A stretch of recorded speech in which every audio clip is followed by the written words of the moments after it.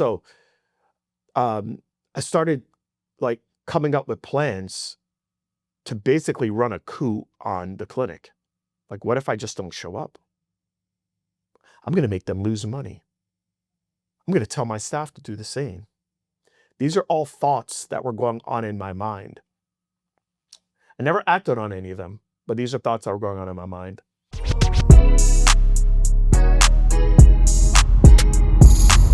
This is Secrets for Success. Welcome to the Secrets for Success podcast. I'm your host, Todd. Thank you, as always, my friends, for joining me. Today, I want to use this episode to talk about a season that I think many of you that are listening to the podcast are in. I believe you're in a waiting season, and I truly believe this is a very pivotal time for you. And the way that you show up during the season will probably be the reason or probably predict your future more than any other activities that you do. And so that's what I want to talk about on today's episode. I want to talk about the waiting season. So I want to bring you back to 2005, because in 2005, I was in a waiting season and I wasn't handling it well.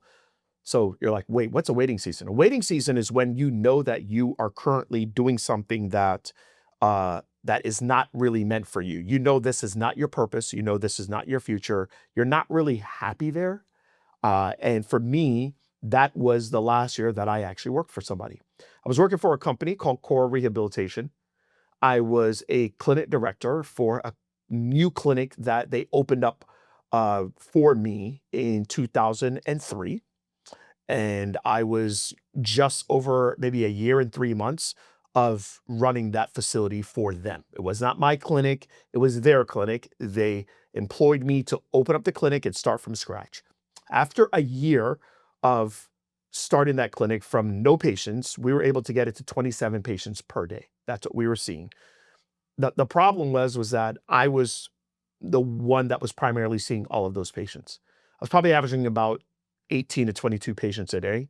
I had a part-time physical therapist assistant named Denise, or a part-time physical therapist named Alda that would work with me on some of those days per week. So a lot of the time it was just me, and it was Denise or it was Alda. And then eventually I hired one of my buddies, Chris, to work with me. And it was just a lot. It was a lot. And we were so overworked and we were overbooked. And the company was just having a hard time hiring people to be able to help me. And I started to get frustrated. I started to get extremely resentful against my boss, who initially was a lady named Carrie and then a guy named Al. And I was like, this is really frustrating.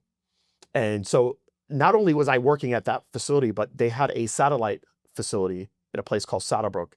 And Saddlebrook was a tennis center that was about 8 minutes from the clinic. And so just to give you an idea, because right now, as I'm doing this podcast episode, I'm filming it in March of 2025, right?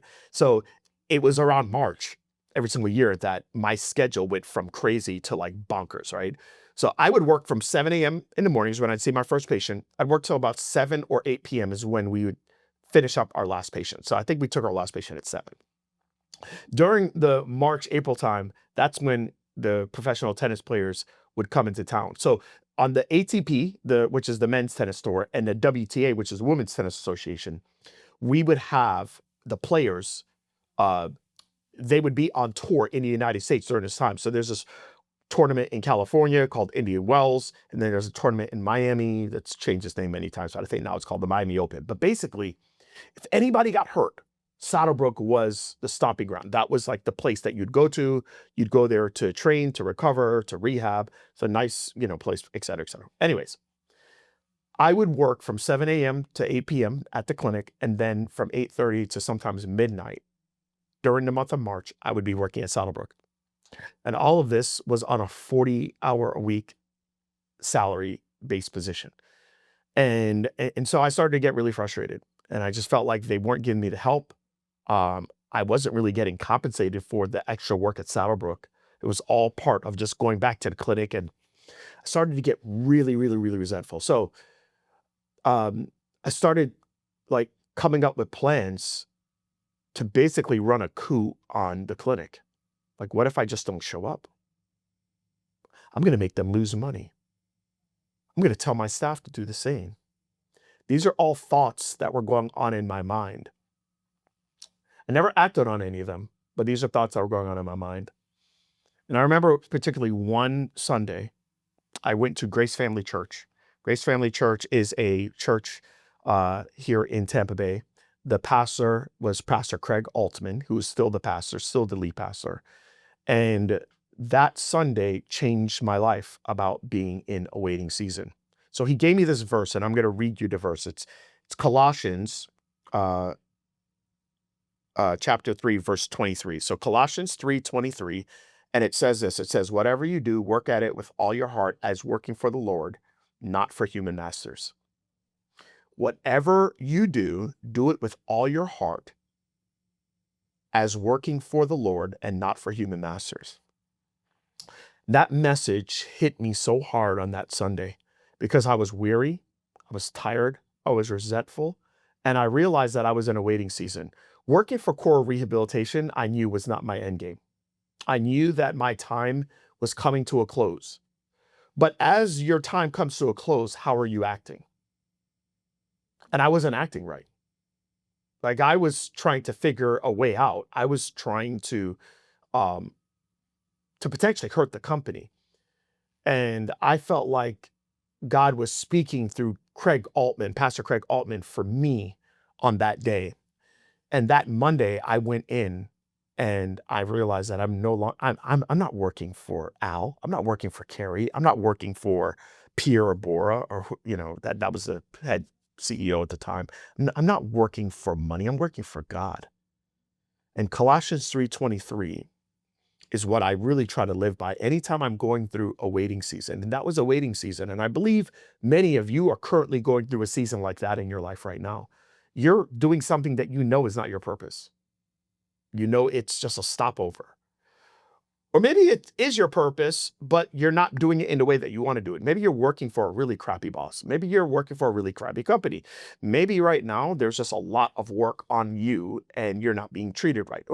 I don't know what it is. Maybe your customers suck. I don't know, but I know this. I know that if you're in a waiting season, I need you to hold on to Colossians chapter 3, verse 23. Okay? Work with all of your heart as you are working for the Lord, not for human masters. And I needed to hear that at that time. And I realized something, that waiting season ended up being the most important season of my life because it taught me and it trained me on how to work and to work for God and not to work for any human masters. Now, you're thinking human masters as bosses. No. Human masters can also be if money is your master. Human masters could be if accolades is your master. A human master could be if Instagram is your master, that you are working for accolades. You're working for material things. You're working because you want to just grow your business. No, you're working as you're working unto the Lord, because here's the reality. The reality is that even if you have lots of money, like that fades. Okay, you buy things. It's just going to give you a dopamine hit and then it fades. If you're working for accolades, right? Or you're working for the likes and for this, and oh my gosh, if I do this, then everybody will say I'm amazing. Da, da, da. Like all those things fade. They're not going to last. But man, what will last is that you're working for a higher power, a higher purpose. And that work, like you don't need to be motivated on like things are going good in order for you to do that, right? And so I don't know, man, it was so powerful for me. It was so powerful of like, this is what I am working towards. This is what I am working for. This is who I am working for. And it is not any other master, but my savior. That's it. And so I just feel like some of you need to hear that. And I tell you something, I don't believe I would have had the success that I've had as an entrepreneur today had I not started to live Colossians 3, verse 23. Because the reality is that as an entrepreneur, most of the time you're losing, man. Most of the time you are. So can you continue to work when everything is not going great? Can you continue to work when the money is not coming in the way you thought it was going to come in? Can you continue to work when the accolades aren't there? Can you continue to work when you realize that you might have enough money for your last payroll? Can you continue to work when everything feels like it's not working? Can you continue to work when you don't even know if your idea is going to turn into anything fruitful? You're in a waiting season, if that's the case. Well, that verse is telling you what you need to do in your waiting season. You got to work with all your heart. You got to work as you're working unto the Lord. You are not working for human masters. If you do that, it will be up and down, up and down. Your efforts will be very cyclical. It will be very roller coaster-like. And I highly, highly, highly advise you to really make sure you have the right perspective with that. Now, I'm just going to leave you all with this.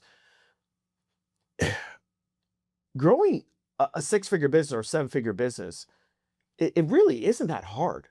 It really, I mean, it's quite simple. It's like a clear plan on how to do it. Now, here's the part that's hard. It's becoming the person that can handle that.